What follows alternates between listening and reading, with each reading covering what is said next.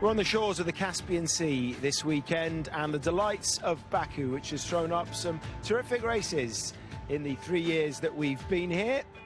And it's round 4 and race 4 here in the Azerbaijani capital. Karun Chandok and Paul de Resta have been enjoying, I suppose, well, best part of a session and a bit, haven't we, today, because we had the curtailed running. But we come to Baku, which provides its own unique characteristics, doesn't it?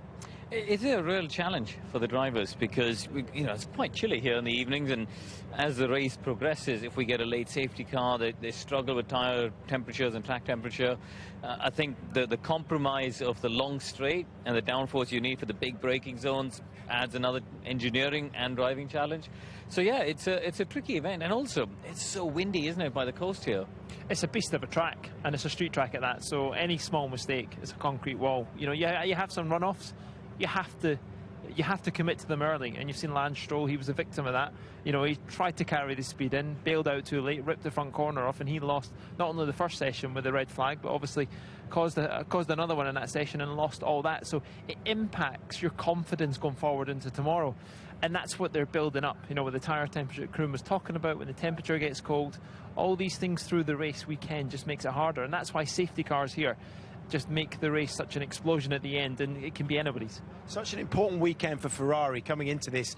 Mercedes 57 points clear in the constructors. Lewis Hamilton 6 points ahead of his teammate Valtteri Bottas. But both of the Mercedes drivers starting, it's the best ever start to the championship. Lewis ties his best ever start, but Valtteri's outright best ever, if you like. Ferrari have got it all to do, because it seems again something is gone awry from what happened in Barcelona in testing.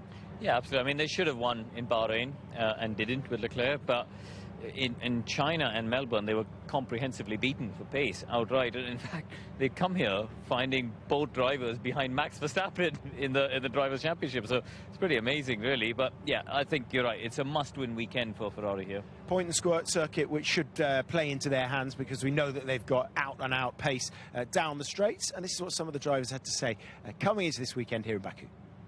This is far better than we anticipated start of the season, and something that everyone's worked so hard for within the team. So we're really proud of the result we have so far. The competition is high. Obviously, we didn't get the best out of the first 3 races. I think Mercedes here and there got a little bit more than maybe they thought they can, which is also a strength.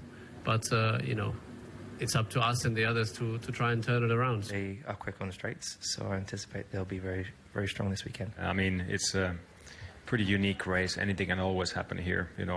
The year before I was 1 lap down to everyone, and I finished second. I think I feel somehow particularly confident in CT tracks in general, and no exception to here. I really love this track. I really enjoy driving as close as possible to the walls without touching them, obviously.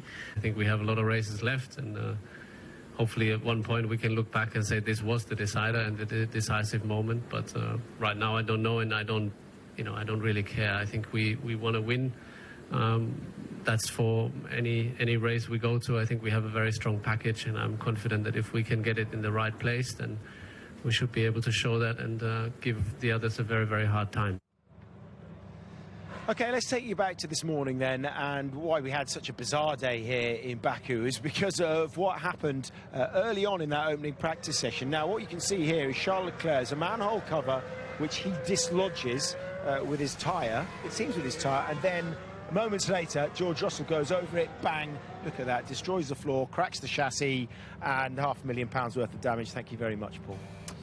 Or not. Yeah. Thank you very much. We're estimating it's quite a substantial amount of damage, but the biggest thing was just that manhole cover, how it came up. They're all bolted down. They're not welded as they are on other street tracks, but that's something they've done for the last 4 years, so it's not something new, but the impact was massive. I mean, to lose a monocoque that early in the weekend, and then to make things worse, the recovery truck hit the bridge. Fortunately, the car didn't get damaged anymore. The onboard shot is just incredible, isn't it? Because you can sort of see the bridge coming. I mean, you spotted it from the commentary box window, and I mean, that image of the driver sort of leaning out of the truck window looking at the car. Is he a local driver? I'd like to find out who that driver is. You want to employ him to drive you back to the hotel? No, I don't want to employ him. But then again, yeah, I don't have a car like that. Okay, let's move on. Let's hear from George Russell, because actually it could have been a lot worse. He was okay afterwards, but a little bit shaken as he spoke to Natalie. So, George, just tell us what happened. I mean, that was a big shock. Yeah, I know. I was just going down the straight on the normal line, and I think there's a manhole cover or something. I've just hit it, and I got the biggest smack through my body, and the whole engine turned off. It's ruined the floor, and a bit worried for the chassis now. So, yeah, not ideal. Any idea when we'll know how much damage has been done to the car? How significant the job is?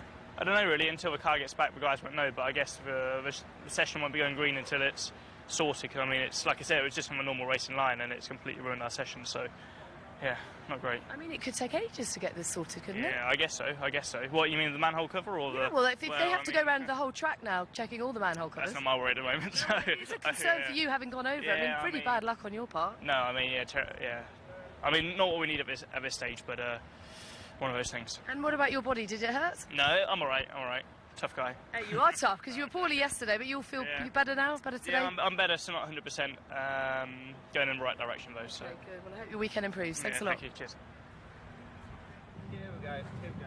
What you didn't hear from that interview, that Natalie Pinkham, who's just walked past stage left here and told us, is that his fire extinguisher went off and a burning sensation in his backside. I suppose if that's the worst that's happened, it could have been a manhole cover coming. It's not through, deep heat cream. Yeah, exactly. Well, I mean, anyway. it's a strong chemical, isn't it? It's got to put out a fire. So, I mean, having had a burn on my leg once from that chemical, it does sting. So, I think it's almost a bit like when petrol, when you're in go-karts, when it gets on your legs as well. It's an instant thing, isn't it, that kind of goes away. It doesn't cause any damage. No, anyway, he's okay, so that's good news. But Claire Williams obviously pretty disappointed, because that's an expensive old morning for them. Maybe it won't be for them, but it probably will be for the circuit here. This is what she had to say.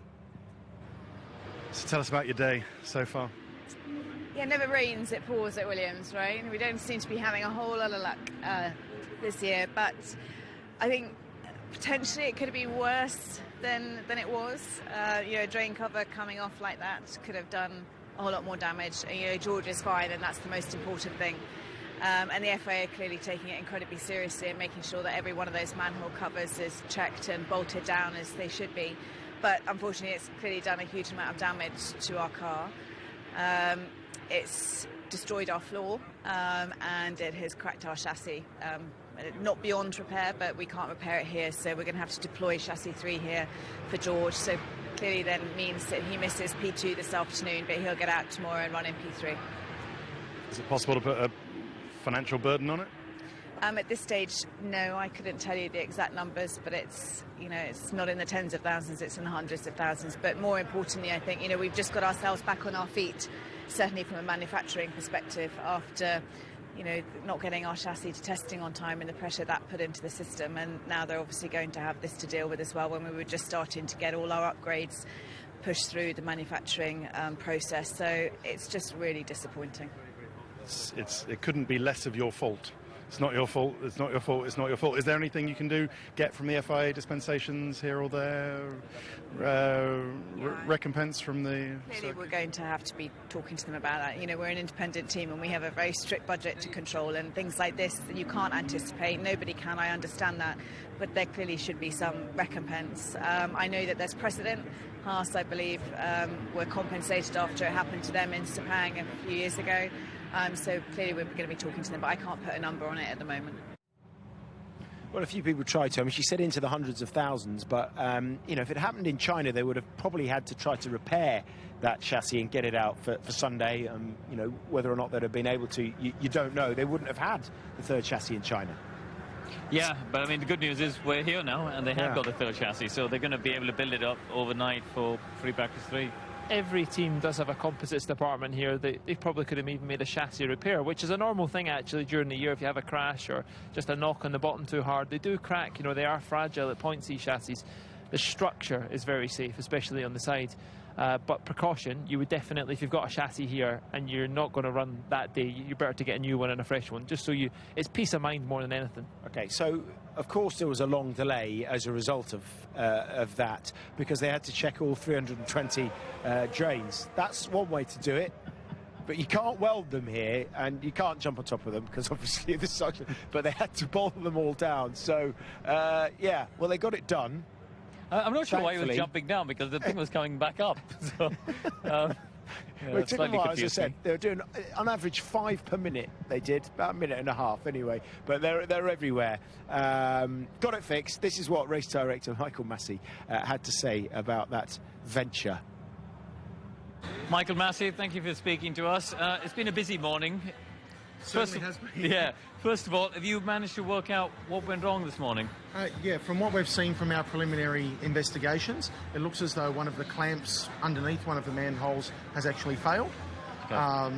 There's no explanation at this point as to why, but what we've done is, from a precautionary point of view, there's in excess of 300 manhole covers around this circuit, so we've checked every single one.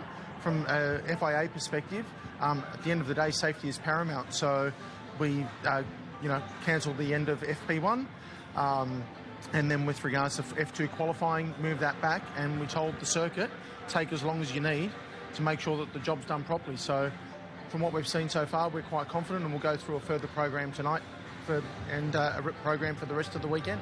So you've just been out in the safety car to have a look. Are you happy with what's gone on in the short time before? No, absolutely. The short time, they've done a few further checks again, just to make sure, and everything seems to be in order. We've seen these types of incidents happen previously. I think Monte Carlo was the last one a number of years ago, and not something that any of us wish upon, but no different to a car. When something breaks and you don't know, it happens. Okay, you've got a session to run. Thank you very much. No problem. Thanks, Karun. Have a good day. Cheers. Right, we're done on drains. Anything else to say about drains? Nope, nothing. No. Although Anthony had a leak in his bedroom at the hotel, so he was trying to get his room changed last night, I think. But that's a different Is that anything subject. to do with drains? Well, it was a drain problem. It was a drain problem, yeah. Okay. He's looking confused. Right, okay. Yes, it is draining. It's draining, all this manhole chat. So afterwards, we'll talk about the second practice session, which didn't involve a single drain.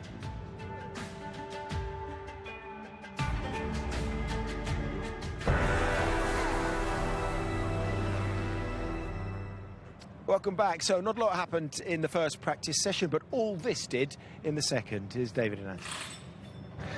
Well, what we lacked in excitement and entertainment in FP1, Anthony Davidson, we more than made up with for 90 minutes in FP2. Definitely, it was always going to be a rushed effort by all the teams and drivers to make up lost ground after FP1, but they were all in the same boat, and yeah, they all found it pretty tricky with a condensed programme. Well, let's have a look at the highlights of that condensed programme then. Starting off at Ferrari as Sebastian Vettel climbs into his car. Early on, the two Mercedes, I thought, were practising the toe, but that didn't work out too well for Valtteri Bottas as he went off and clipped the wall. Didn't last long, did it, that slipstream? But yeah, they weren't the only ones, as we saw many other drivers getting into trouble. This is down at turn 1, which is a heavy braking zone. You go from 210 miles an hour down to about 80 miles an hour. Daniil Ricciardo, that's his first big lock-up of the session. Or 0 mile an hour if you got it wrong down at turn 8. Even Lewis Hamilton by the castle was struggling a bit. Charles Leclerc was extending his advantage at the front when he would bang the wall. And then Lance Stroll. It looked embarrassing. Up until this moment, everyone had got away with it, but Lance Stroll brought out the red flag. They were bored of the red flags after FP1, of course, and another one came out now. The time was ticking and pushed every driver for time even more so. You've got a dusty track, you've got low grip, you've got cold temperatures, but somehow Charles Leclerc was finding pace and went to the top of the timing charts with that 1:42.8. Meanwhile, Pierre Gasly, big squeal as he locked up down at turn 8. And well, here's Daniil Ricciardo, and another lock-up from him and a big flat spot on his tyres. Yeah, big flat spot, brakes on fire as well there on the left front as he got going. It was a slow recovery for him, but then Daniil Kvyat, after setting a good personal best around the first sector, got it all wrong, where Charles Leclerc just rubbed the barrier. That was, well, that was doing it properly, wasn't it? Ending a very unhappy birthday for him. He'd been sidelined with power steering issues and had got out late into the session. Romain Grosjean was parked up. Pierre Gasly comes flying down. Grosjean then reverses back out onto the track. And this dramatic moment right at the end of the session, Kevin Magnussen cutting across Lewis Hamilton and the Haas and the Mercedes touching. Even on drivers in laps, they were getting involved. But this was a very weird one as, yeah, the hand went up from from the Haas driver. But it was this guy here, Charles Leclerc, that was the man to beat today, and really impressive times on the low fuel runs on new tyres and on the high fuel as well. And race, we didn't see much of the race trim because of the red flag and cars going off. But yeah, Charles Leclerc was pretty special today. Yeah, Ferrari fastest over a single lap. Pace was quite even, but as you said, a bit interrupted over the race simulations as well. And the stewards might have a chat with Kevin Magnussen and Lewis Hamilton, but I don't expect, as we stand at the moment, anything to come of it. It's been quite a day, Simon. It has, yeah. Let's get your take on the K-Mag incident. We saw what happened last year when Pierre Gasly almost got squeezed into the wall by K-Mag, so he's got previous round this track. He has. I think he's taken it a little bit too far in practice. I thought last year was far too far where he took it with Gasly. I thought that could have been a serious accident. The stewards didn't really come down hard on him there, but you know, it's a swerve before to warn Lewis, and yet he still tries to turn in and then tries to kind of put his hand up. But it's this little swerve here you just see on the right hand side. You'll see he goes into Lewis, so he already knows, and he just turns in. And I think Lewis actually kept his head, went on him, but I think if you go up to the stewards, there's not really any excuses you can come up with there, is there? No, I mean, that's what I don't understand is they were on in-laps, as Anthony said. They're going slowly. There's no... I mean, just let him past. I don't get why Kevin seems to get himself into trouble a lot in a free practice session when it really doesn't matter. And it does seem to happen a lot to him, doesn't it? I mean, and not recently, but since sort of the last 2-3 years, he's been in trouble in practice days. It's his thing, isn't it? That's the K-Mag. Yeah, but you're a fan, though. I am, yeah. Am I allowed to be a fan? I'm not allowed to be a fan of it. No, I'm neutral. Let's hear from the Red Bull boys, starting with Max Verstappen. I know GP always asks you how's the balance, so I'll ask you how's the balance. Balance was fine. Of course, it can always be better, but at the moment, you know, after missing FP1, which is the same for everyone, it was an alright start. Of course, if you are not entirely happy, you can't really change a lot on the car balance because you only have that session to do and you want to do a bit of running. So at the end, it was alright. Of course, we're still missing a bit of lap time, but I'm not too worried that we can, let's say, close the gap a bit. Missing where? Straight line? I don't know, I haven't checked the data yet. See you tomorrow, thanks. A busy day, quite an intense day as well, I imagine. Yeah, really intense FP2 because it wasn't really busy this morning, but yeah, we tried to do some short runs, long runs. I think we have a pretty good race car. We're happy with the high fuel run so far, so good base to start for tomorrow. We saw some drivers come a cropper against the wall. It's so important if you think you any chance of even not making the corner, back out of it, go down the escape road, which I think you did once. Yeah, twice actually. Struggle a bit with the braking and pushing the limits, and yeah, it's true that you rather go straight pushing the braking and see where is the limit and go straight if you see you can't make it. So I think we were coupled to try that today. Very wise, thank you. Interesting to hear from both the Red Bull drivers after a week where Pierre Gasly, obviously under a little bit of pressure after everything that's happened in the first 3 race weekends. What does he need from here in Baku, do you think? He needs to close the gap on Max. He needs to share, I think, a lot of responsibility in terms of how much they can develop over the weekend, how much they can rely on him for the information that's coming. I think the gap to Max was so big, they probably weren't even taking it into account. So the workload needs to be shared, especially what happened today. When you lose FP1, you need to be able to put both cars on different kind of setups and merge them overnight to get the best out of it. And I think that's what they've already made clear, that the thing that's compromising them is the lack of having Ricciardo there for the development is impacting their weekend more than they thought. And if Pierre, there's no doubt, has got the talent, it's just getting the confidence around that, because I think he deserved the chance to get that drive after Daniel won. In fact, that's what he said, isn't he? He said Max Verstappen, he's not even looking at Pierre Gasly's data right now because they're so far off it.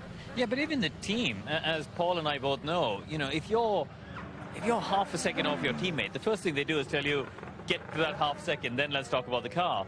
And you know, he's been sometimes up to a second, maybe even over a second away. Even at 2/10 they're going to doubt you. Yeah, exactly. That's what I mean. So I think Paul's right. His first mission is to start to get within 2 or 3 tenths of Max. He's not yet in a position to start out qualifying Max, but if he can get to 2 or 3 tenths, then automatically he'll start to get the team a bit more on his side. And then how much will that boost Max? Because that'll push Max to the next level again, and that's what a team needs. They need that impact, and I believe that's probably the benefit the Ferrari have got this year, having Leclerc in there instead of Raikkonen. You've already mentioned it about Max. I mean, the fact that he's ahead of both of the Ferrari drivers so far, he's outperforming his teammate, obviously, but almost outperforming the car right now. And as Christian was saying, he's the hottest property in Formula One because of the fact, since Montreal of last year, he has just been exceptional, hasn't he? Yeah, I mean, when you talk to the guys in the team, they, especially after Melbourne, they said, we just don't know how he did it. We have no idea how he dragged that consistently fast race out of that car, because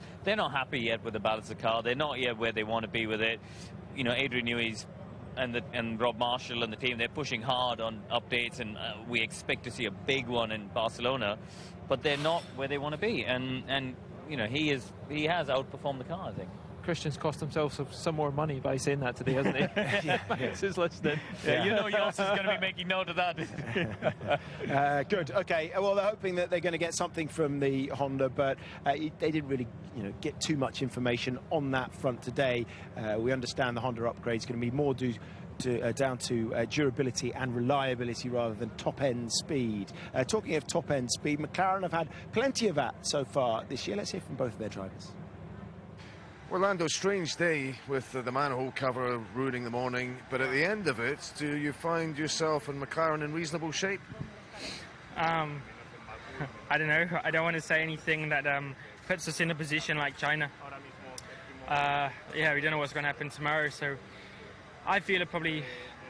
I don't know. I would like to say so, but I don't want to say, we're looking really good or we're looking bad. It's looking fairly good. But it's still going to be tight, I think, between the mid-pack. It was obviously a tough day trying to fit not everything, but as much as we could into what effectively this was our P1 session and P2 put together. So we had to make a few compromises, what setups to try and what bits and bobs to try. So it was pretty full on in terms of how much we're trying to do. But it was still a positive Friday. Are we going to see more incident tomorrow? We saw, a dusty track, maybe cooler temperatures as well in the evening. The sunlight an issue and wind as well? The sun was an issue going through the castle section as you go up the hill, especially because you get pretty close to the wall on the left. You basically can't see a thing, so you just have to kind of hope that you don't hit any walls, which is never a good thing. But it was quite a tricky track in terms of the dust, like you said. Easy to go straight on and lock up or miss the braking a little bit.